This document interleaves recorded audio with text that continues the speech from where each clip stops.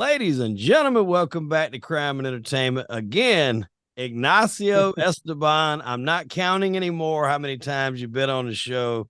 And this is coming off the heels of our debut episode of Behind the Serial Killer, where we covered Albert Fish, and the response was great, my man. What did you get from it? Oh, it was excellent. Excellent. People love it, enjoy it. It's fascinating. A lot of people don't know much about that guy, so I think we're giving a little more insight. He was the original boogeyman, right? Mm-hmm. Very fascinating, sick individual.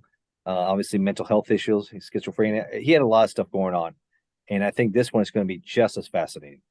Yeah, and to touch on Albert Fish just a little bit, like I think a lot of people, that's a name that people don't know because there's not a lot about him. There was a documentary on Amazon that I pulled some info from when we did that, but unlike the guy we're going to cover here today, there hasn't been like a big Netflix or Hulu special on Albert Fish, so that's why a lot of people don't really know. And I think sometimes when it starts to get in the kid territory, people are reluctant to hop on that, but this guy here we're going to talk about today, he did do some bad stuff to kids, men, women. He didn't really have any, I guess, reservation. Psychopath. Richard Ramirez, dubbed the Night Stalker. Yeah. Yeah. Not the original Night Stalker, but be known as the Night Stalker for sure. Right. And he had a few names like the Night Stalker. They called him the Walk-In Killer, the Valley Intruder, because a lot of his attacks were around the San Gabriel Valley and other places. And, he basically had California scared to death, much like, the 44 caliber killer Berkowitz had New York on, the fringes of panic. He had California the same way, but it was only a short amount of time. It was from like June of 84 to like August of 85 when he was finally caught. But I mean, just wreaked havoc in that year and some change. Yeah. And a lot of people thought, he was one the same, like I said before, with D'Angelo, because they had similar MOs, how they would break in and do the same kind of brutal attacks. But later they realized they're different people. And that's why they changed his name to the Golden State Killer, but they kept Ramirez as the Night Stalker. Right. And, an interesting thing about him, though, he used like so many different weapons. We're just kind of giving a little overview here before we do this deep dive. But I mean, he would use guns, he would use knives, he would use machetes, tire irons, claw hammers, a lot of times just stuff that he would strangle them with. I mean, he pistol whipped people. I mean, just tortured, like just brutal shit. I think one time he even shocked a woman with like a live electrical cord. Yeah. He showed no mercy. He was angry. And I watched some of the interviews before he died. He pretty much didn't want to talk about his stuff, his specific cases, but he said, serial killers, like how would he know how serial killers felt? So he's pretty much talking about himself, saying that he had tough upbringing, a lot of drug use, a lot of anger issues. And that's what people do. They take it out on society. They're frustrated. And he said he get a lot of satisfaction. And he liked inflicting pain on women. Yeah. And he liked humiliating a lot of the victims too. And then in a weird thing that we'll get into here today, he would make them profess their love or swear on Satan. Like, he would say, don't tell anybody about this. And people's their first instinct, he's like, I'm not going to tell anybody. I swear to God. And he's like, don't swear to God, swear to Satan. That means more. That was what he would do. He would get these people to swear to Satan. He became a satanic worshiper almost, I think, in some ways. Yeah. And then you can see in his hands, he had carvation to Satan also. So yeah, he was a guy that really was off. I mean, a lot of people think maybe it was all of the LSD he also used. And we can start a little bit in his background, and I can talk a little about that. Yeah, so Ricardo Ramirez, better known as Richard Ramirez, born in El Paso, Texas on February the 29th, 1960 at 2:07 a.m. to Julian Ramirez and Mercedes Ramirez. Now, he was the youngest of 5 children. It was. Yeah, he was. Now, from what I read in my notes, the father was a former policeman who was later working with the railway, but was also alcoholic and was prone to fits of anger, which obviously was some child abuse. What can you throw in there about his early life? I know he does have some, interactions with his cousin that I think largely kind of shapes him, but what about his early life? I think so. I think so. I think anytime you have a parent that's extremely abusive, right? Short tempered, that comes out there. Maybe he is misbehaving, but there's certain ways to handle it. Physical abuse. I mean, clearly traumatic events. He also even at one time would chain him outside, right, in the cemetery, and keep him out there for a day or two. So there's a lot of resentment, a lot of anger. And then at an early age, he also gets involved in a lot of drug use. He starts going with first with marijuana, smoking pot. Then he gets with cocaine, LSD. He trips at an early age, starts using a lot of LSD. All that factors in, and of course, like you allude to, his cousin Mike, I believe, who's a decorated Green Beret from Vietnam, right? He comes back from the war, PTSD, really has a lot of issues. But what really shocks him is that he comes back with a stack of Polaroids and tells him, "Hey, look at the stuff I've been doing out there in Vietnam with young Vietnamese women. I've been raping, decapitating, and killing these women. I mean, lots of them." And he had tons of pictures. And that's how he starts. I think he's sick that way. And then I think he starts making Ramirez also that way. He starts developing a taste for hurting women because he sees it. And that's something he really starts yearning. And it said that there was reports of him smoking marijuana and drinking alcohol even at ages of 10. Yeah, so early. There was a psychiatrist, I think his name was Michael Stone, where they said that Ramirez was made a psychopath as opposed to that from my book. A psychopath. Yeah. Yeah. I thought that was really interesting. I had to agree with that. And I think Ramirez even agrees with that because in his interview, which I saw him do with one of the channels there before he dies, he believes that the circumstance of his life made who he was also. I think if he was in a normal family, I don't think this happens to him. I don't think he becomes this kind of monster. And I think the circumstances with an abusive family leads him to become the monster he becomes. Yeah, and he said like his schizoid personality disorder contributed to the indifference to the suffering of the victims and his untreatability. He said Ramirez was knocked unconscious and almost died multiple times before he was 6 years old. Later developed temporal lobe epilepsy, aggressivity. I'm tongue-tied as hell, and then hypersexuality. That's something that I think is key, and we talk about that a lot. I think even with Bundy, they mentioned something about a head injury. Supposedly that can be a lot of linkage to things, and not only did it happen once to Richard, apparently it happened a couple times, right? Yeah, that was an issue. Domestic abuse is an issue, right? You see a lot of times with mass shooters and killers, they're either the victim of domestic abuse or they victimize people. And it seems like he was a victim a lot by his father, by his very controlling, angry father that abused him a lot. And then on top of that, you put LSD in the mix. As we talked before, the Manson cult, Manson used LSD to control his followers, right, and make them killers. So this guy was really into LSD a lot. So you start putting all those factors in there, then he becomes a sociopath. He has no sympathy for his victims. He just sees them as just something to kill. He doesn't care, excuse me, about them at all. About his cousin Mike, who shot his wife in the face. Did you read about that? Oh yeah, it's my book. Yeah. Yeah, so he shoots his wife in the face. Richard's seen that. And it said later he would remark that witnessing that murder wasn't even traumatic for him in the traditional sense, but rather a fascination. It did. I think it triggered him to become, he said, that kind of killer. And it wasn't just in front of him, but Mike also killed his wife after she was daring him, said in front of the children also. Wow. Really unbelievable. So, and you know what? He was not convicted. Yeah, for PTSD. Insanity. PTSD. He only did a few years at an institution in Texas. He came out again, and then he started training with him again. Yeah. So he trained him before and after. And that's unbelievable. That was interesting because after the shooting, Richard moved in with his older sister, Ruth, and her husband, Roberto, and he was like an obsessive peeping Tom. And, that's you're getting death, you're getting drugs. Now you're getting the sexuality side of the thing with the peeping Tom. And then the other guy, like you said, he gets out of jail and he goes with him and he's helping him do all this shit. I mean, that is just a recipe for disaster, learning all this stuff at such a young age. And he's learned how to stalk and kill victims quietly. and silently. His cousin, who's a trained Green Beret, decorated Green Beret in Vietnam, was really good at killing and trains him how to become a silent killer. Man, that's a recipe for a notorious serial killer if I've ever seen one in my life. Man, that's unbelievable. Unbelievable stuff there. And it said while he was at school, he took a job at like a Holiday Inn, and he would use like the master key to go in and rob people while they were sleeping. And on one occasion, it said Ramirez molested at least 2 children in an elevator at the hotel. It was never reported or prosecuted for it.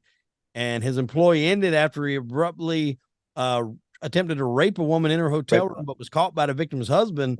And the guy beat him up and roughed him up pretty good, but they didn't want to press charges. I don't know if they didn't want to, but I know they didn't because they didn't press charges. They didn't want to come back to El Paso. So he would have got some more time there because he that would give him a really, really good hit there. Attempt to rape. He got almost 10 years for that. Right. And so and I mean that would have stopped some of the killings. There's so many close calls when you look at this case of how many times he almost got caught, from the dentist office to the shoe that we'll get into, so many times. And that was just one right there. Like you said, that could have took him off the street for, possibly 10 years. And he got so lucky because those people just didn't want to do it. And, that was like around 82, he was 22 years old. He went to California permanently, and that was when he started getting hooked on cocaine and quickly became like his go-to drug. And thus began the burglaries, and then just slowly progressed to the murders. And, that's where we're going to get into now. The murders, man, so brutal. And I don't know what you have in your notes. And this didn't come out until I think after he was caught, but his first killing was the girl, the 9-year-old. Yeah. May Leong, I think's her name. In her basement in San Francisco. Yes. Jesus. Yes. And I got done a little research here, and it said that, obviously, like you said, he killed the Chinese American girl in the basement of his apartment. She was with her 8-year-old brother looking for a lost dollar bill. Right. Ramirez approached the girl and told her to follow him to the basement to find it. And once they were in the basement, he beat her, strangled her, raped her before stabbing her to death. So that's not bad enough. You're going to rape her, but then you stabbed her, after you ripped her first and then stab her, then strangled her, hung her over a pipe with her blouse that she was wearing. That's horrible. That's hard. How if parents, man, how do you live with that? Knowing your 9-year-old daughter was brutally murdered like that. I don't even like to see my son like fall and scrape his fucking knee. So like, what can run through somebody's head to do all that and then just go on about their day and continue, as we'll get in here, for months and months. I just don't understand what. And they wouldn't link him to that murder until years later after he was arrested.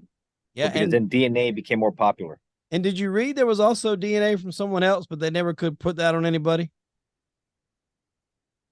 Yes, I did see that. I think it was somebody else in there too. Yeah, they said they never could. It was described as being a juvenile at the time, and they had never brought charges due to lack of evidence. But I thought that was pretty interesting that he could have possibly had somebody with him who knows, whatever went on to become of that guy or girl or whoever, may have was involved in that. Yeah. No, that's bad. So like I said, that's his first reported victim. Like you just mentioned, that didn't really come to light until after he was already arrested. Later. One of the other ones, and I apologize if I'm butchering any of these names, but we'll get into here. A lot of his victims were older. And this was on June 28, 1984, 79-year-old Jenny Vincow, I think is how you pronounce her, was found murdered in her apartment in Glasses Park in Los Angeles. She had been stabbed repeatedly in the head, neck, chest while asleep in her bed.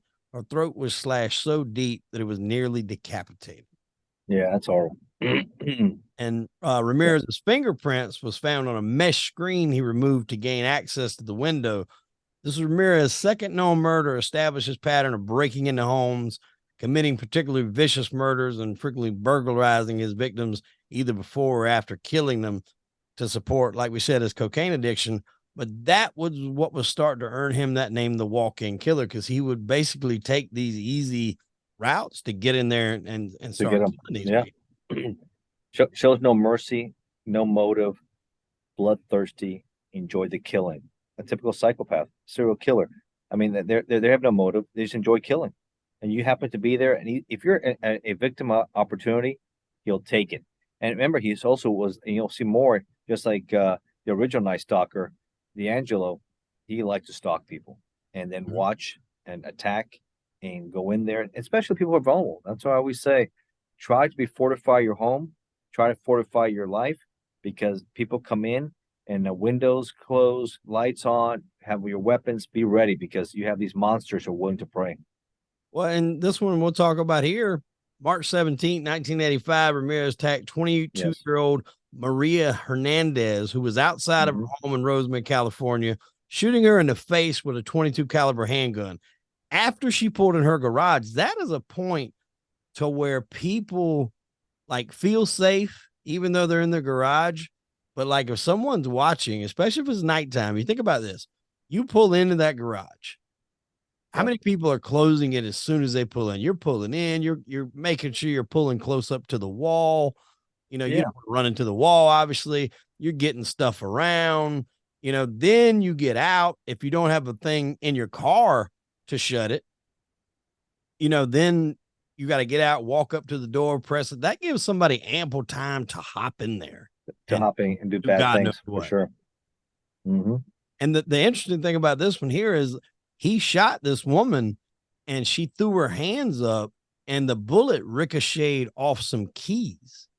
The keys were there. Yeah, ricocheted. Yeah, that saved her life. Yeah, saved her life. But not her roommate, though. Yeah, that's what I was going to say. She actually played dead. Like she didn't get shot, but she acted like she got shot. And then inside the house, her roommate, I'm probably really going to butcher this name, but it was Okazaki. Sounds about right. Age 34, heard the gunshots, ducked behind the counter when she saw Ramirez enter the kitchen. The only problem is she just didn't stay hid long enough, because when she raised up her head to see what was going on, he was still in there. And he popped her, killed her, shot her in the head. Yep, right in the head. And within an hour of the home invasion there, Ramirez had pulled 30-year-old Veronica Yu out of her car. This was all like within that same time frame. Yeah, a few hours. All within a few hours. Yeah, so he's went in. He thinks he's killed one person. He thinks he killed Miss Hernandez. Goes in, kills another one in there, and within an hour pulled a 30-year-old lady, Veronica Yu, out of her car in Monterey Park, shot her twice with a .22 caliber and fled. She was pronounced dead upon arrival. So he thinks ultimately he's committed three murders in a span of a few hours. Yeah, that was one of his days. He was just completely out of control, but he gets worse. But yeah, that day he really did some damage. And that's in if I'm mistaken, in San Francisco, or no? Yeah, Monterey Park. Yeah. Unreal. Yeah, and she was pronounced dead, like I said, at the scene. They dubbed the attacker, described as a curly-haired with white bulging eyes and a wide-spaced rotting teeth. This is where you start getting some descriptions of who he is. And that's where, like I said, he started earning those names, the walking killer, the Valley Intruder, because of, you know, the areas that he was committing these crimes. But they start trying to get pieces of this together by people that were, you know, given somewhat of a description. And you start getting a mental image of this guy. And I was actually watching the Netflix documentary this past weekend with my wife, because I never actually sat and watched the whole thing. So I knew we were going to do this episode, and she hates shit like that. But for whatever reason, she watched it. She watched the whole thing.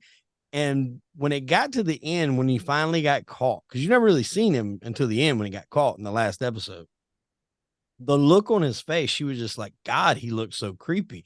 And like, she usually goes out and walks our dog at nighttime around the area. And she's like, I ain't been able to walk the damn dog all week because I watched that. Yeah, a lot of people say the same thing. Some of the other ones with Dahmer and with Bundy and everything else are creepy. And then with the book Psycho Killers, I put a lot of detail in, like we're talking about.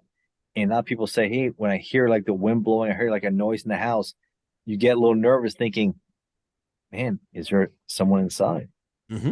Yeah. What a horrible feeling that must be when you pop in and you see a stranger in your house. Oh my God. And obviously, you know, those are thwarted somewhat, with obviously ring cameras and stuff are being more and more common. But even now, people just don't care about that. Like they want to get in. I've seen multiple videos where people they come right in. Well, they're on camera. They don't care. They mask up and they just kick the door right in. Like they don't care. That you think that would deter people, but when you got an addiction, much like Richard had here, all this was to fuel that addiction. Nothing else matters. Everything else is secondary. Yeah, and on top of that, if you're a psychopath who likes to kill, and there's opportunity in there, you definitely want to fill that need. And that's what he talked about. He had a need to fill it, and if not, it would consume him. Gosh. And this next one here was pretty interesting because in March 27, 1985, he entered a home that he had burglarized already about a year earlier. And it was outside of Whittier, California, and at about 2 a.m.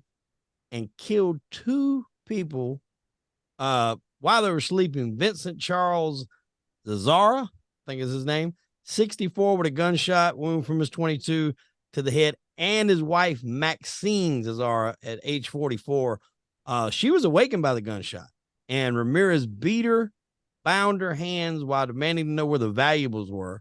While he ransacked the room, Maxine actually escaped her bounds, retrieved a shotgun from up under the bed, and which she was unaware that it wasn't loaded. And when she pulled the trigger, and this is again what I mentioned earlier, he was very lucky. Like, that he should have been killed. Press charges right here. It should have been the end of it. And can you imagine what ran through her mind when she grabs this gun that I'm sure her husband probably said, honey, this gun's under the bed. She grabs this gun, pulls it, thinks she's about to end this whole nightmare, and it just clicks. It clicks, and then enrages him, and then he shoots her and does horrible things to her. Horrible things. Yeah, they said he mutilated her body, cutting a cross into her chest, an inverted cross. Yeah, he takes her eyes out and then puts them in a jewelry box and keeps them as a souvenir to remind him, he said later, of how close he was to dying right there. He keeps her, look how sick guy he is, takes with a knife from the kitchen, her eyeballs out, keeps it in a jewelry box in the house as a reminder how close he was from getting killed himself. He can kill, but you don't kill me. Jeez. Unbelievable. Instead, he even tried, he attempted to have sex with the body, but like he was so distraught from the, close call of him almost getting shot that he couldn't even do it. Couldn't bring himself function, get the job done. Vincent and Maxine's bodies were discovered by their son, Peter. Ramirez left footprints. And this was the key. This is like very interesting and good police work here, especially for back in those days. There was a footprint from a pair of Avia sneakers in the flower beds, which the police photograph cast. And this was virtually at the time the only evidence the police had, because bullets found at the scene were matched to those found in previous attacks, and the police were determined that the serial killer was at large. These would come into play, and we'll get into it a little bit because it took a little time for that to start coming into fruition, but top-notch police work by those guys, and we'll get into it here, like I said, in a little bit. But this didn't stop them. Like you would think maybe that would give you a little deterrent, but not so much. Like not in Richard's case. He just kept rolling. No, like you say, his cocaine addiction just drove him crazy in the way he was. I mean, it was Stop D'Angelo. He got close and he went cold. That was it. After the same time period, until they did a DNA family tree to find out how he was. Fascinating. We can talk about that in another show. How they end up getting D'Angelo. He's doing life in prison because he has stopped for so many years until like 2016, 2017, around that time they got him. He stopped in 85. Yeah. It took him that many years to catch him. For a lot of these guys to do. Ramirez definitely did not have that capability because on May 14th, just a short time later, he returned back to Monterey Park. He does a lot of these same areas. He'll do an area, bounce around, come back to it. Back to Monterey Park, entered the home of Bill Doy, I think is how you pronounce his name, age 66, and his disabled wife.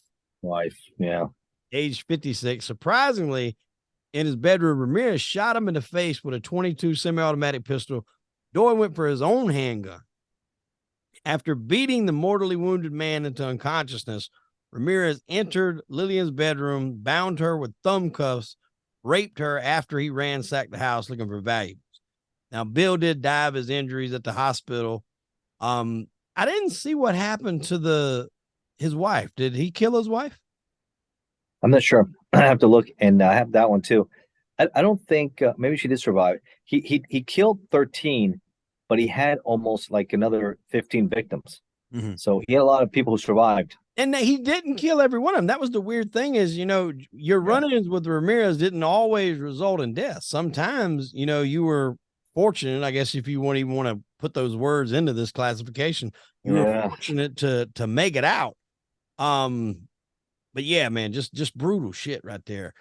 And then later on, I mean, again, these dates, May 14th, now May 29th, we're talking a few weeks. He drove a stolen car to another area and stopped by the house of Ma Bell, age 83, and her disabled sister, Florence Lang, age 81. These are easy picking targets. They are, yeah. And he found a hammer in the kitchen, and he bludgeoned and bound Lang in her bedroom, then bound and bludgeoned Bell before using an electrical cord to shock the woman. That's the cord we were talking about earlier. I mean, these women are in their 80s. What the fuck? Like a good hit from a hammer would probably take them out of their misery, but yet you want to shock them with an electrical cord. He's a sick guy, sick dude, very sick. He's satanic, like you said. The devil's in him. Well, that right there, after he raped Lang, he used Bell's lipstick to draw the satanic pentagram symbol on her thighs, as well as on the walls of both bedrooms. The women were found 2 days later alive. This is it. They were alive but comatose and critically injured. Bell later died for injuries in the hospital. The next day, Ramirez drove the same car. He didn't really. Today, the shit wouldn't happen. There'd be pictures and everything. He drove the same car to Burbank and snuck into another home of Carol Kyle at age 42. And at gunpoint, he bound Kyle with an 11-year-old son in handcuffs, ransacked the house, released Kyle to direct where the family's valuables were. Then he raped her repeatedly. And Ramirez also repeatedly ordered her not to look at him, telling her at one point he would cut her eyes out. I mean, that's what kind of guy. Yeah, he's done that before. He does that before. Yeah, no, he's a sick dude there. And then of course, I think that is the following one. He stops using the gun and then he goes to the machete.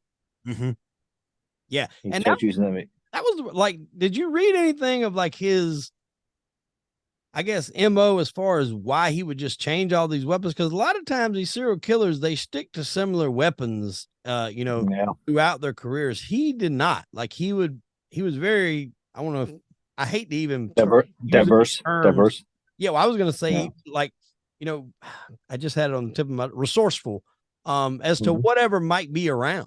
Like if I break in your house right now, I got no idea what your house is, but I'm assuming you probably got tools somewhere, maybe a hammer, maybe a machete, if you got any brushes or shrubbery nearby, there's no telling what you don't think about it because you live there, but somebody coming in there to do harm to you, they can pick up almost anything and use it as a weapon. Kitchen knives. Go to the kitchen area. Look how much stuff. The Manson family, they were notorious for doing that, right?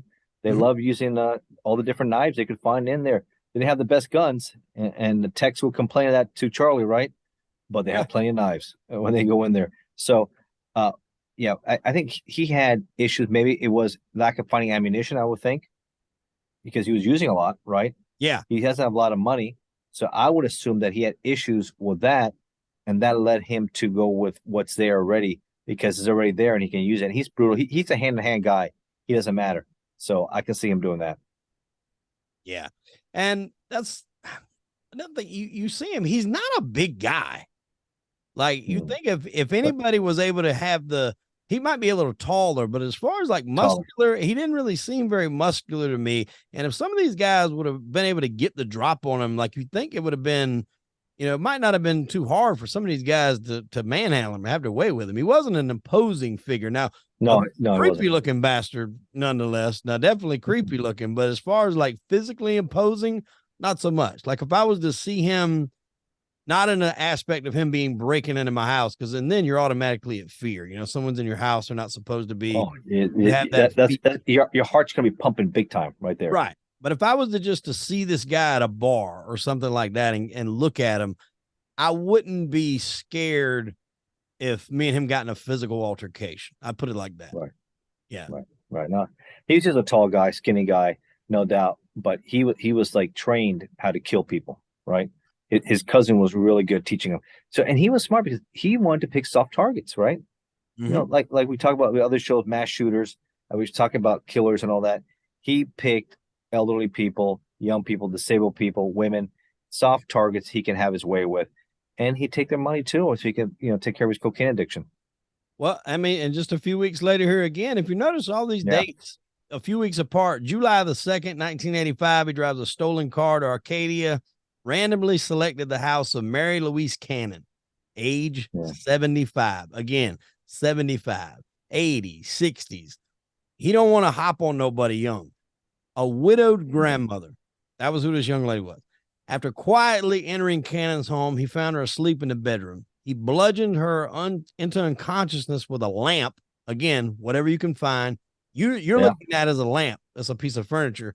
He's using it as a weapon. As a weapon. Yeah. Knocked her unconscious with that. Stabbed her to death using a 10-inch butcher knife from her kitchen. Again, what we just mentioned, 10-inch butcher knife from her kitchen. Repeatedly stabbed Cannon's body after she was already dead, and she was found obviously dead and passed away at the scene. Yikes. Yeah. And that was on the 2nd. On the 5th, he breaks into another house in Sierra Madre and bludgeoned a 16-year-old Whitney Bennett with an iron as she slept in her bedroom. Again, an iron. What you would just think of as a back then, a lot of people didn't have dryers. Irons was how they would take care of the clothes in their clothes. Sure. And that's a 16-year-old girl. Again, that's awful. Pickens, the old, the young, and that was this guy's MO, like you said, to do 16-year-old, 9-year-old. Just these people are full of life and never get to have a chance of life. They died a horrible death. It's just, I think about my son right now, and he's 14. And, if he had my son or daughter, my daughter's older than that, but for them to have to go through that, for that being their last moments, it would just be awful. Like you said, you don't ever want that. I mean, it's awful for anybody, 80s, 60s, 50s, whatever, but especially, like you said, people that haven't had a chance to enjoy life. It's horrible for people in their 80s to go out like that, but, I'd feel blessed if I make it to my mid 80s. Obviously, I don't want to go out with some asshole like this beating the hell out of me. No, we don't. If you're going to go out like that, I want to go out with a bang. I want to go with at least give him a fight. And Lisa, you're going to take me out. I'm taking you with me. Right. We're going to go down, take them out each other. We're going to be lighting up the house for sure. Yeah. We're both going, and hopefully get satisfaction that I see him dead there first before I die. Yeah, exactly. He actually wound up strangling the girl with a telephone cord. Yeah.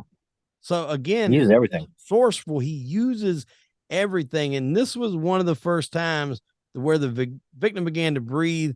And as he fled the house, believing that Jesus Christ had intervened and saved her. It was one of the only times I ever heard him bring up Jesus. Yeah. I don't know if you read about that, but normally everything out of him is Satan, Satan, Satan. Normally he doesn't like that. And if people beg for, God to help, he said, no, ask, Satan. Yeah. And that's sick. That's, I guess, somebody that is that much into Satan for you to think that maybe God did intervene and help that. Maybe that would probably at least rattle you just a little bit. But sure. Again, she survived it, had 478 stitches that were required to close the lacerations on her scalp. So he did a number on her, man. And again, 5th, now on the 7th, 2 days break. He's on a roll. Yeah, I don't even know if he's having time, if he's got any injuries or whatever, but it's almost like not only the cocaine, but the killing is becoming a high. He said that too in an interview. He said he was addicted to the killing also, just as much. Yeah. Just as much. July the 7th, 1985, Ramirez burglarized the home of Joyce Lucille Nelson, age 60, again in Monterey Park, back around some of these same areas, finding her asleep in her living room on the couch, beat her to death by stomping on her face repeatedly. A shoe print. Again, back shoe print, I was going to say, Via's sneaker was left imprinted in her face. After cruising 2 other neighborhoods, he returned to Monterey Park, and chose the home of Sophia Dickman, age 63. Again, with these older ladies. Ramirez assaulted, handcuffed Dickman at gunpoint, attempted to rape her, stole her jewelry, and when she swore to him that he had taken everything of value, he told her to swear to Satan. That was what we talked about earlier. That's right. Swear to Satan. Yeah. So again, on a roll, robbing, killing, a lot of the same stealing cars. He's getting lucky that he hasn't been caught or stopped, and with his background, and that Avia sneaker is very unusual. It's not very common either. So that starts giving the investigators that this is the same person, because again, another Avia, no, that's going to be the same guy. And then July the 20th, 1985, Ramirez purchased a machete for driving another stolen car, stolen Toyota to Glendale, California. He chose the home of Leyva Muñoz, 66, and her husband, Max Muñoz, age 68. And this is the one that it was really particularly brutal. He burst into the house. The couple was sleeping in the bedroom. He hacked them with the machete and then killed them with shots from the .22 handgun, to the face. So it's not enough you hack them to death. No, you got to go shoot them on top of it. And then he robbed the house of valuables, quickly fencing the stolen items again for, to defeat his drug habit. Then it was back to Sun Valley, Los Angeles.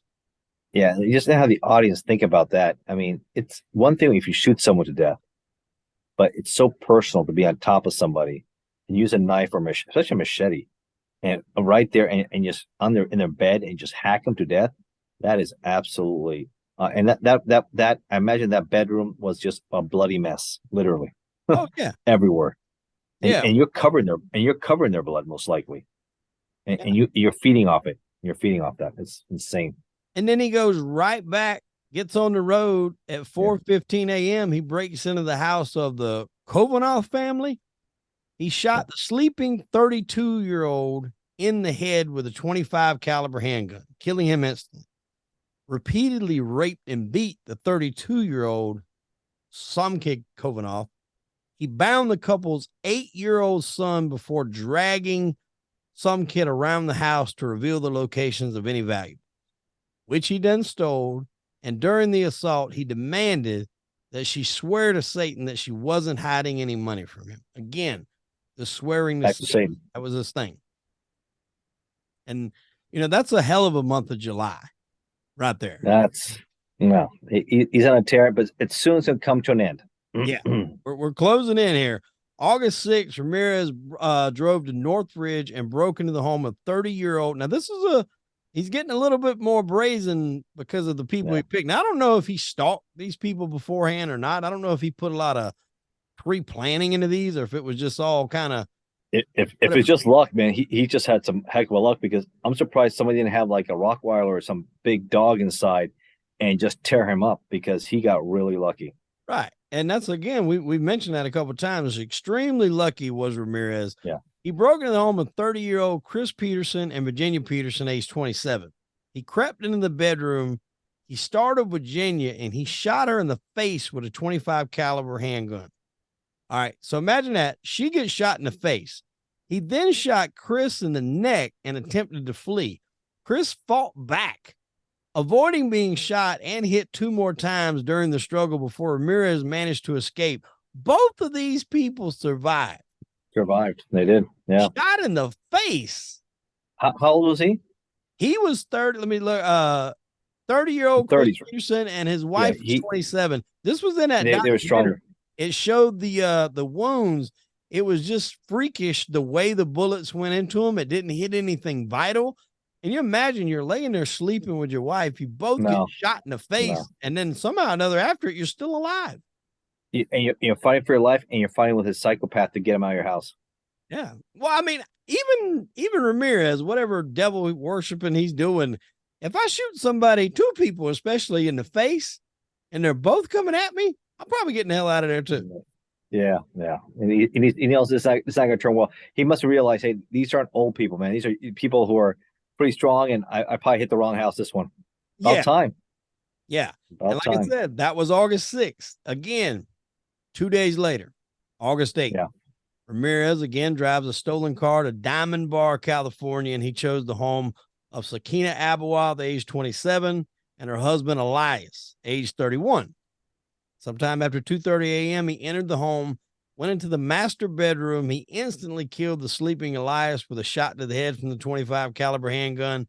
He handcuffed and beat Sakina while forcing her to reveal the locations of the family's jewelry, then brutally raped her. He repeatedly demanded again that she swear on Satan that she would not scream during the assault. Now, here's where it gets very horrible. The couple's 3-year-old son enters the bedroom.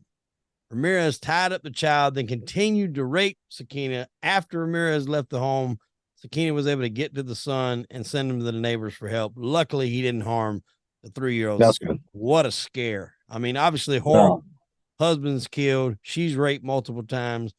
At least I don't know if you can consider that compassion, but at least whatever he had going on inside of his head, they didn't harm the 3-year-old at that time.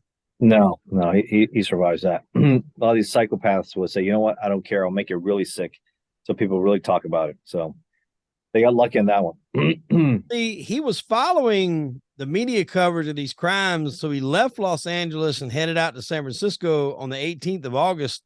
And that's when he entered the home of, it's funny enough, Peter Pan, who was 66, and Barbara Pan, age 62.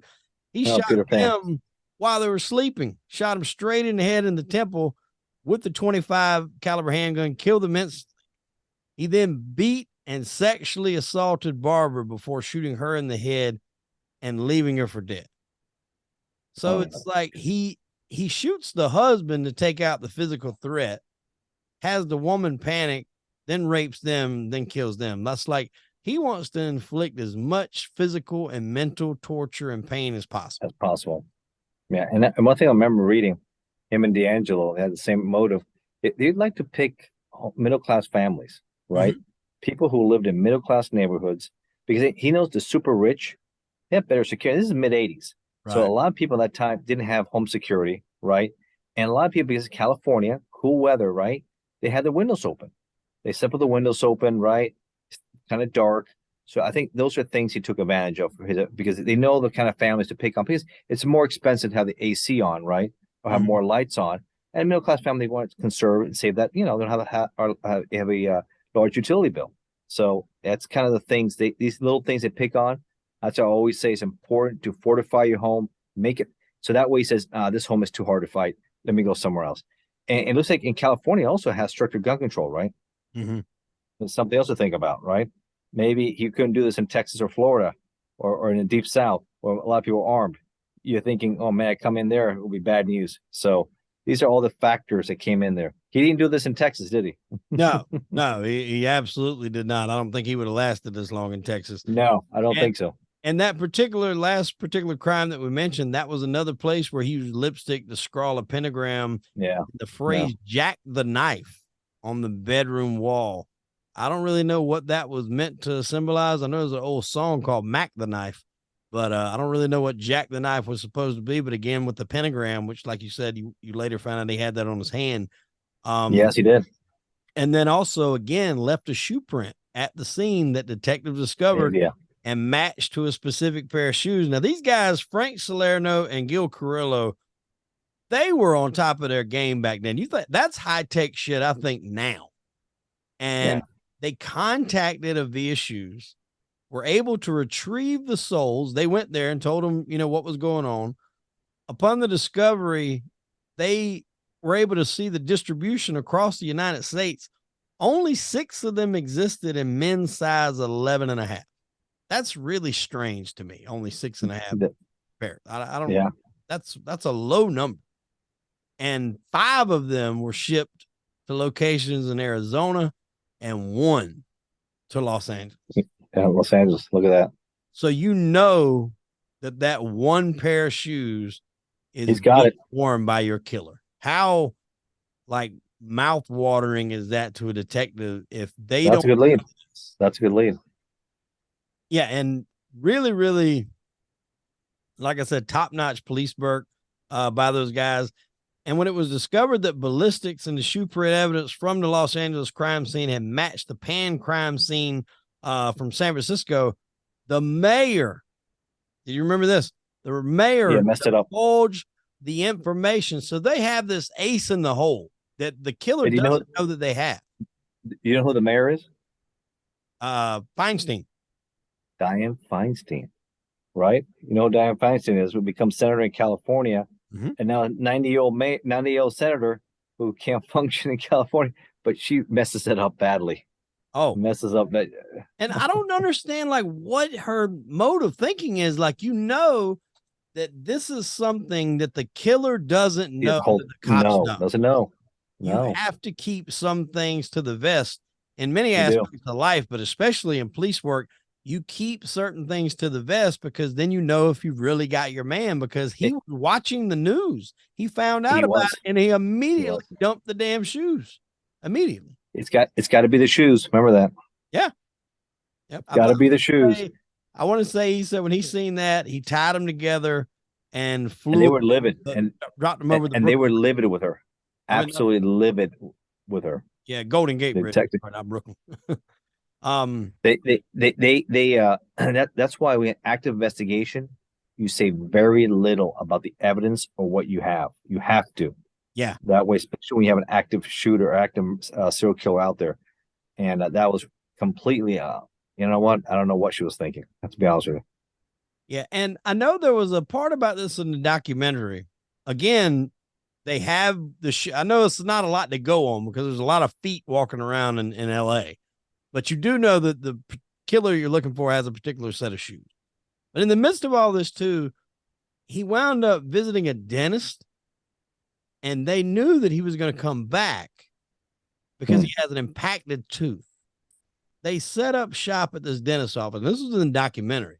They set up shop at this dentist office, waiting. The dentist is like, you know, this guy's going to come back. I think he used a fake name. This guy's going to come back. He's got an impacted tooth. It's going to be killing him. They're using man hours to stake out the office. But finally, somebody tells them, all right, look, you just install an alarm there. If he comes back, have the guy ring the alarm. That way we'll go and pick him up. But we can't be paying you guys just to sit on this dentist office. It's a waste of man hours. The day they pull off, he comes back. That's what happens. The dentist calls him later on the day. Where the hell were you guys? Why didn't you show up? What are you talking about? He's like, I hit the alarm. He came back in here. I pulled his tooth. He was like, I hit the alarm. Nobody showed up. Something happened with the alarm. It malfunctioned. It never even went off. And so again, how many times is that this lucky bastard has escaped getting caught, and how many lives could have been saved? Yeah, for sure. No, for sure. And then, but it all comes crashing pretty quickly at the end. Yeah. And well, he still got a little killing to do. The same night that he dropped those shoes off, he threw them over the Golden Gate Bridge. He remained in the area for a few more days before he headed back to Los Angeles. On the 24th, Ramirez traveled 76 miles south of Los Angeles in a stolen Toyota to Mission Viejo. That night, he arrived at the home of 45-year-old James Romero Jr., who he had actually just come home from a family vacation from Rosarito Beach in Mexico. Romero's son, 14-year-old James Romero III, happened to be awake.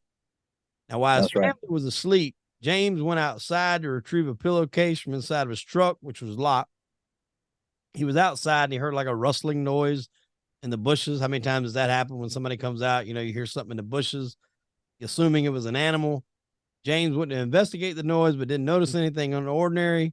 As James went into the garage and began working on his mini bike before hearing Ramirez's footsteps outside the house, thinking there was a prowler, James was observing Ramirez through his bedroom window.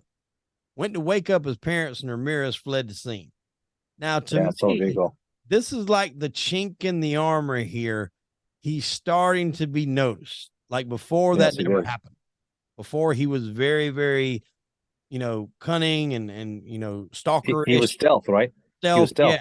Yeah. Now you're starting to be a little sloppy. Now, I don't know whether his cocaine addiction had, starting to take a toll on him, because obviously when you're high, you're going to make mistakes. Or maybe he's nervous that his magic shoes are gone. Yeah, hey, athletes have things like that they think are magic. They keep with them for games. So that could have been his, mentally, you could be on to something there. A lot of these killers will link to something that they That's have right. that they carry with them. A lot of them will take That's right. keepsakes from murders and keep them. You know, the Superstitious. He could have been superstitious, could have been, and all of a sudden now he's wearing another pair of shoes, and now he's thinking about the shoes too much, right? I, Hey yeah, man, and all of a sudden, and I bet he didn't buy another pair of Avia. That's for sure. no, heck no. James raced outside, noticed the color, make, and style of the car as well as a partial license plate number. Romero contacted the police with this information, believing that he had chased away a thief. That's in his mind what he had thought, he had done. After this encounter, Ramirez broke into the house of Bill Carnes, age 30, and his fiancee, Inez Erickson, age 29, through a back door. Ramirez entered the sleeping couple's bedroom, awakened Carnes with his cocked .25 caliber handgun, shot Carnes 3 times in the head before turning his attention to Erickson. Ramirez told her that he was the Night Stalker, and by then this name had started circulating, in the news outlets. He told her he was a Night Stalker and forced her to swear that she loved Satan as he beat her with his fist, bound her with a necktie from the closet. After stealing what he could find, Ramirez dragged Erickson to another room before raping her. He then demanded cash, jewelry, and again made her swear to Satan that there was no more. Before leaving the home, Ramirez told Erickson, "Tell them the Night Stalker was here." Yeah. So at that point, it's almost like the movie, the Woody Harrelson, Natural Born Killers, where they leave someone alive to tell the story. Sure. Yeah. The legend grows larger and larger. Now it's feeding on him. He's saying, I'm onto something here. Maybe I should leave somebody behind and leave my calling card. The Night Stalker was here. Yeah. And, thank goodness Erickson was able to untie herself. She went to a neighbor's house. The surgeon removed 3 bullets from Carnes' head, and he survived his injuries. Holy shit. That's right. Yeah. Lucky. Wow. Now, he doesn't realize that because that guy got a partial plate, that his countdown's already going. And when Erickson was able to give a detailed description of the guy to the police, they obtained a cast of Ramirez's footprint stolen from Romero's house. The stolen Toyota found abandoned, and that's where they got the print. That's what the fingerprint came up there. If I'm not mistaken, it was, I think he kind of polished, but it came off, I want to say, off the mirror. Yeah, off the rear mirror. And they said it looked like he had attempted to wipe down the rest of the car, but it's just those things you don't think about. You get in, you reach up, adjust the mirror. They get the fingerprint off the mirror. Now, this was one of the things that was kind of different from the documentary to some of the research. It was positively identified as belonging to Ramirez, who was, described as a 25-year-old drifter from Texas with long hair, a rap sheet that included, traffic arrests, illegal drug violations. In the Netflix documentary, they went to somebody else first and was trying to get the name of the guy they were looking for. And basically the cop said he was fixing to go to work on this guy, and he gave up Ramirez's name pretty quick. That's when they were able to get his, mugshot, and they just start plastering this thing. And they described it, the identification of Ramirez print was described as a near miracle. As back That's right. then, It's hard. Yeah. I think the only ones, I think they're 1960, was it?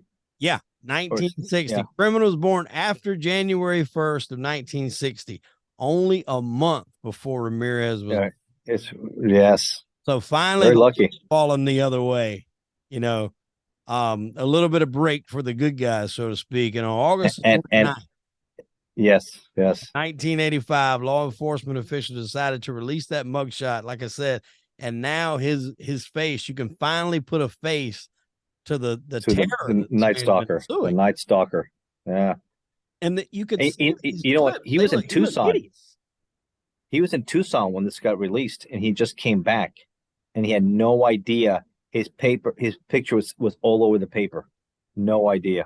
Can you imagine what he felt like when he comes back? Like you said, he was in Tucson, didn't know, and when he comes back, I want to say he goes into like this gas station or supermarket type it's thing. Like a bodega, like a little bodega. Yeah, like a bodega in New York. Yeah. And when he goes in there, he sees that. He sees his picture in there, and I mean, can you imagine what ran through his head? I heard when I was researching it, I heard that when he walked into that little grocery store or bodega, there was a bunch of old Mexican or let's say Hispanic women, Yep. and they all started pointing, "This is the killer. This is the killer." And he looked over and he saw his picture and he panicked and bolted out there running like a madman, Yeah, run trying to across hijack cars and everything. freeways, across Yes, the Santa Ana freeway.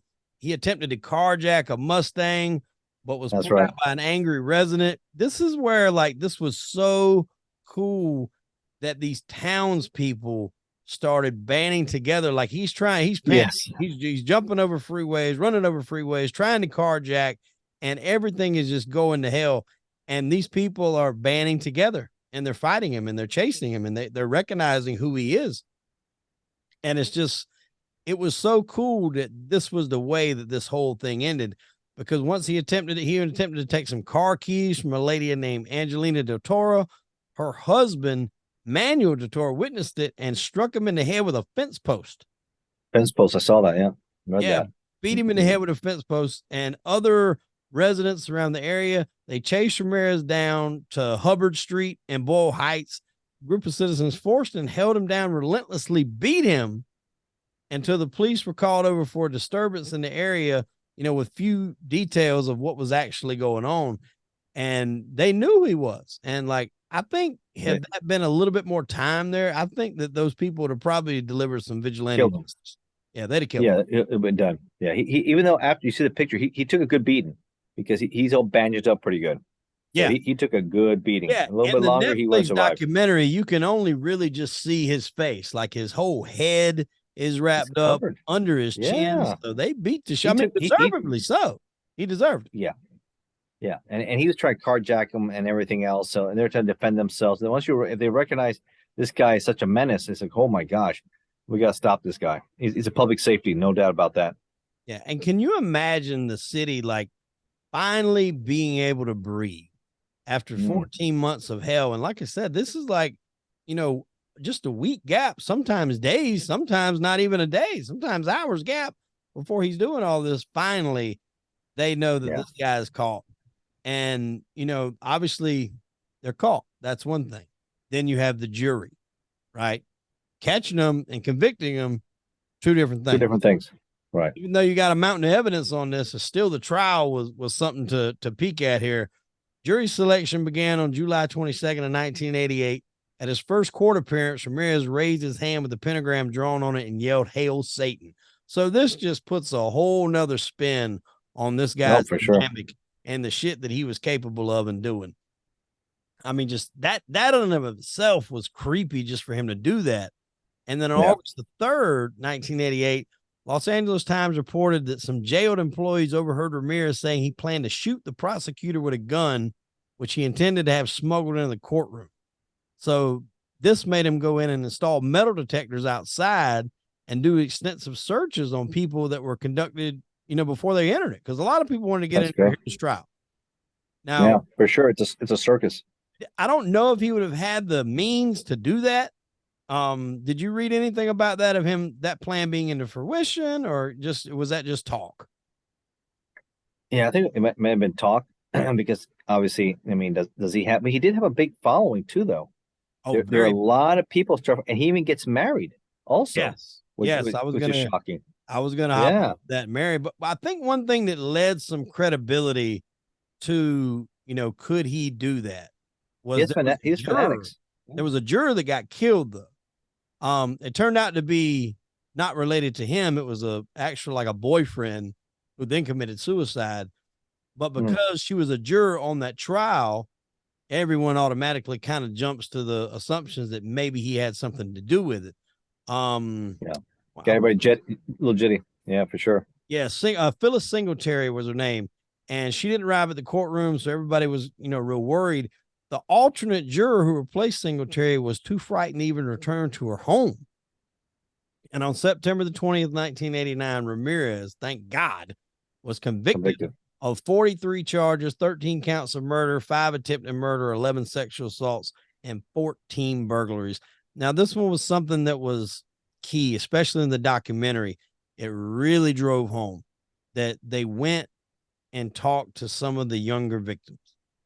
and they decided to drop a number of those cases because they felt like they had a strong enough case with everything else. There was really no need to try to drag those kids back through that again. It's already traumatic enough. And they'll be victimized again by the system. Yeah, victimized again. And I thought that was really cool by those guys. I mean, anytime you drop charges, you're taking risks because that's obviously less things you can throw at them. But in this case, I think they made the right call. There was a mountain of evidence to support it. And he wasn't even really denying it either. You know, he wasn't putting up a big fight that he was innocent. Yeah, and that was in '89, and he was given the death sentence, right? Death penalty. Yep. November 7th, 1989, sentenced to death, California gas chamber, California's gas. Oh, gas chamber. And you know what? He goes all those years, and health issues is the reason why he dies on death row. 23rd. That's, to me, I understand appeals, and this is the problem. When somebody, I mean, in Florida recently, someone's on death row for 40 years, last name Owens. 40 years on death row. And finally, now Old Sparky doesn't exist anymore with lethal injection. This guy was on death row since his conviction in '89, and he died because of health issues in 2013. Not even because of this. So this is ridiculous. I don't know. That's just unbelievable injustice. I think for the victims, I think they would like to have seen him executed for sure. Right, and after he got the death penalty given to him, he stated to reporters, he said, "Big deal. Death always went with the territory. See you in Disneyland." In Disneyland, yeah. That was his quote, I guess you could say, essential last words in the courtroom. And the trial cost $1.8 million, which at the time was the most expensive murder trial in the history of California, until it was surpassed a few years later with O.J. Simpson. Yeah, for sure. And that was really crazy too. At least this guy was convicted. O.J. was acquitted.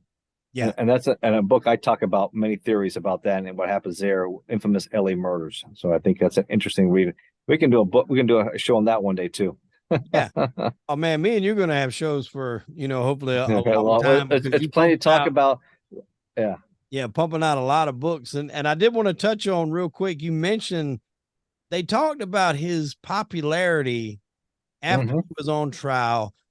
I don't see the sex appeal to this guy whatsoever. I try to be neutral and say, all right, well, if I was a woman, does this guy have any attractive qualities? And I didn't see a damn thing. I don't know what it was, the bad teeth, maybe the long hair. If they were into that sort of thing in the 80s, that might be the only thing. Maybe.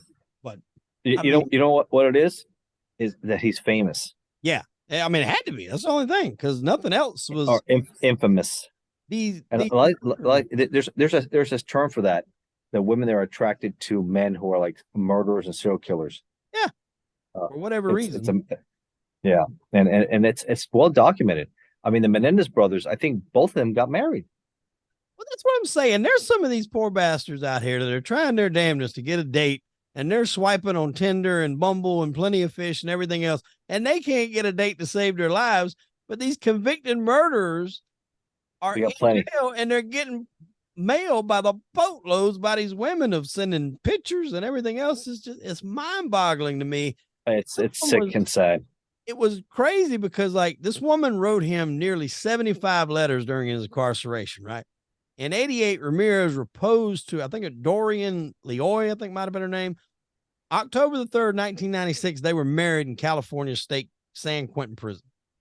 All right, for many years before Ramiro's death, she stated that she would commit suicide the day he was executed.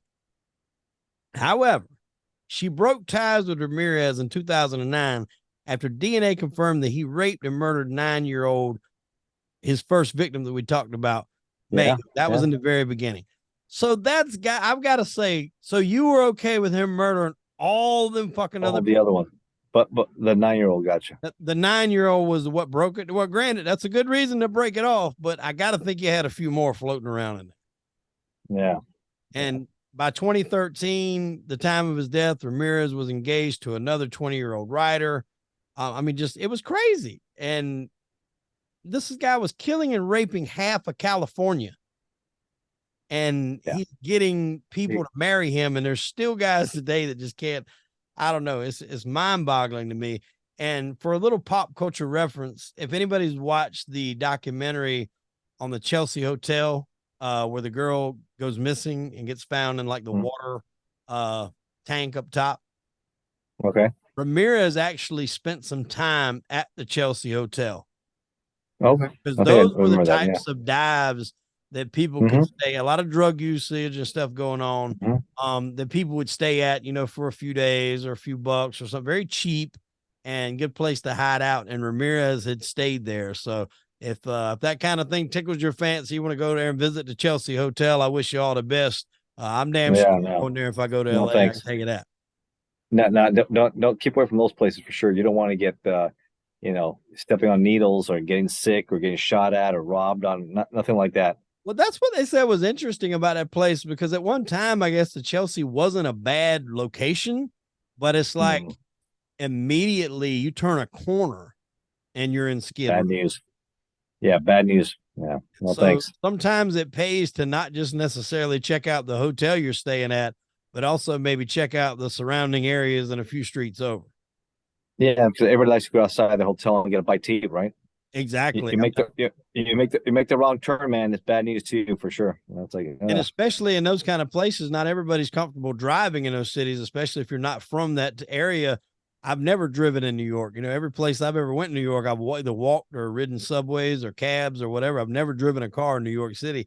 And those are the kind of things you want to look out to. You want to see what's around, because you never know where the next Night Stalker is going to be hanging. Yeah, or you're in the subway and you get the wrong train, you end up in a really bad spot. So then you're like, oh man, I gotta get out of here quickly. I'll tell you this quick story before we wrap this episode up. My first trip to New York, I went with my wife. This was like 2 years after 9/11. And we're down there, and this was before cell phones could map you out any way you yeah, sure. And so we go down there, we get take a cab to the hotel. We leave the hotel, drop the bags, get on the subway, get to Times Square. We just walk. We're God knows where at. We're trying to get back on, and there's two sides of the street, right? Depending on what side of the street you go down, what side of the subway you get on, you're either going uptown or downtown. So we get on, we didn't have a map, and I'm thinking go down the same stride we did last time. Well, that's taking you further away. I was trying to listen to what the guy was saying. Every time they stop, they'll say, okay, this is so-and-so stop, so-and-so stop. Yeah. Saying it so fast, couldn't really understand him. And so I was like, you got a map in there. This got each stop listed. Now they actually have it like on a display where you can read it up top. Back then they didn't have it. So I'm like, I told my wife, I'm like, all right, look, next stop, I'm going to step out. They got the names on the side of the wall, what it is. I'm like, if it's this stop, then we got to go back the other way. You know, we're going the wrong way. He stops, I step out, and I don't know how the door didn't crush my damn ankle, because I couldn't have been no more than a few inches out. And I hear that shh. That was quick. Yeah. Turn around and the glass is shut. She's on the other side of the glass. I'm on the platform, and it's boom, goes. And I'm just sitting there like my mouth is dropped, and I'm like, fuck. And that's a bad one. Yeah. Didn't know what to do. Luckily, I had a cell phone, right? So I get up, go out. This is like 12:30 at night. It's not middle of the day. If it's middle of the day, it wouldn't have been that big of a deal. Run back up, up to the street level. Nobody there. Nobody around. And I'm just like, oh, right. Not a good sign. Luckily, I was able to get her on the phone. She got off at the next stop, got a cab, drove it back, found me. We got to the hotel. But you can best believe that next morning, I went and got a map. And we were sticking together. We weren't getting off anywhere together. We were together the whole trip. And she still, will give me hell about it, even to this day, about leaving her on the subway. She says I did it on purpose, but I didn't do it on purpose. I promise. Yeah. No, I've been on the subway system a lot too. I remember in the early years when I went out there, and sometimes you take the wrong one, and it gets scary when you see all the graffiti coming and it looks really dark. You said, where am I? Am I on a different planet? And then all of a sudden you're like, what the heck? And then it gets a little better. And it's like, oh my goodness. Yeah, it's kind of intimidating when you see the carts all in graffiti, inside, outside, and you're looking around. And it's like, where did I just do yeah, like you travel from a whole nother place. And you can see that a lot in New York, man. You're going through certain areas that looks good. Then you're going through bad news. Like, holy shit, I don't want to get off here. And I mean, it's just, it can be not good shock for some people if they aren't prepared for it, for sure. No, that's interesting. But that's the life of Ramirez, man. I think it was good. I think audience will get a lot of information out of this. And if you haven't seen the documentary, check it out. I think it's a good one too. You Oh get a yeah, lot of good stuff out of that. 4 parts, I think it was, 4 Yeah. episodes, and it largely followed the cops. Like some of these documentaries, I don't want to say they glorify the killer, but they focus in on the killer. This focused in on a lot of the police work and the havoc that he was causing in the city. You know, Yeah. and it showed how hard these guys were working. One of the cops was wound up leaving his wife because he was never home. You know, he was always on the job and always, you know, trying to get this guy and put him away. So that's how much it can consume you Oh, trying to put absolutely. these guys away. I can relate to that. I can relate to that. Putting the long hours and investigation working, especially if you're working undercover and you're getting calls and or you have plus that have your informants. It can be 12, 14-hour days because you got to take those calls because if it's a Sunday night, they're testing you, right? Mm-hmm. So you got to be able to take those calls and deal with them and break away from your family and re-engage in your role again. So it is a different kind of work, not for everybody. If you're a 9 to 5 guy, policing is not your thing. That's for sure. Yeah. You have to have a calling and a passion. You have a passion for it, you want to do it. And if that's not your thing, those are the guys get washed out pretty quick. Yeah. Well, thankfully, he did finally get caught, thanks to a large part of the community for helping. Top-notch police work. Unfortunately, it took so long for him to get caught. Again, I think one of the things that helps us this day and time is modern technology. I know as aggravating as it can be sometimes with certain things, it's beneficial in those things because there's so many different ways that Ramirez would not have been able to do what he did now that he was able to get away with back then. And, you know, like we said, unfortunately, he just caught a lot of breaks, man, not getting charged, the woman pulling the gun and it being empty. You know, that's a big one there. That's a big one right there. And like I said, if this had been a different state, maybe Florida, maybe Texas, something, you know, deep red, he would have got some resistance quickly. Yeah, and I don't think he would have been able to come in those doors and screens quite easily. I think you know, I'm not going to say everybody would have done it. You know, I'm sure he would have still gotten people. You got to think 2 a.m., 3 a.m., that's when you are the most vulnerable, unless you're a night shift person. I mean, unless you just, you know, you're up all night. You never know. Like that kid was when he came back from the trip from Cancun. He got a little bit later, and that happens. And you catch a break. And that's what happened. That kid was able to get, you know, some plate information and ultimately led to him. So as good as these guys can be at what they do, no matter how sadistic, you know, it only takes one mistake. And that's what, there was a key thing in that documentary. And I'll close with this. He said he looked over at his partner and he said, is it wrong for me to want him to kill again? And the reason for that is the more they do it, the more prone they are to make a mistake. So in a weird way, you have to need them to do it again to hopefully make a mistake so you can catch them and put them away. And that's that mental complex that you have to deal with as a police officer. I remember he also, I think he's a Hispanic detective. He's a little heavier. I've seen him do a few interviews afterwards, right? In just recently in some of the podcasts and other shows. And he was torn. He kind of wished the mob had killed him, right? Because it saves that major trial, because it's a major headache and trial prep and get the evidence and the expense and everything that comes with it is a huge headache. But at the same time, he also wanted to interview him and figure him out, his psyche. Why do you do this? What's in you? And he did interview him and he got that information. And so that was gratification. But at the same time, I think most of us said, you know, when you get on these crazies, you hope it ends quickly for them because you're right. It's a huge expense to taxpayers, enormous. And then you don't even really get that satisfaction of, you know, he done all this stuff to these people, you know, he's going to meet a similar fate. He just dies of, you know, I want to say, I mean, I forgot the specific disease, but I mean, natural causes, basically you can say nature was taking its course.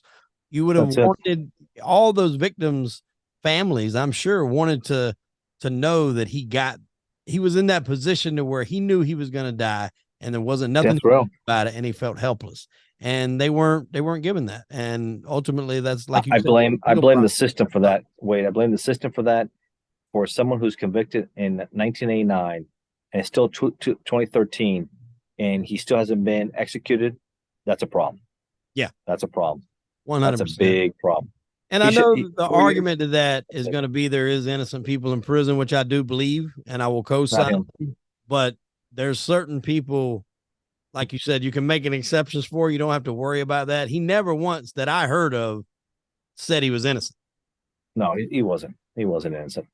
He just like I said, was sadistic and all these issues, and he blames his childhood. You can blame whatever you want, his circumstances, what happened to you growing up, head injuries, whatever. But then he's still responsible for your actions, and he did all those things, and execution should have happened a lot faster. It didn't happen, and there's another tragedy, another story that can be told.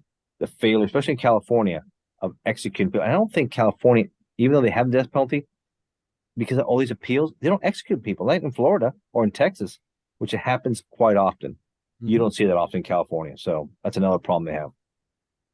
Well, man, I think that was a good man. Richard Ramirez, Night Stalker. The Night Stalker. Guys, check it out. If you're interested in this, check it out. I also have an interesting chapter in Psycho Killers that I have out there on Amazon and others like that with Bundy and Dahmer and Gacy.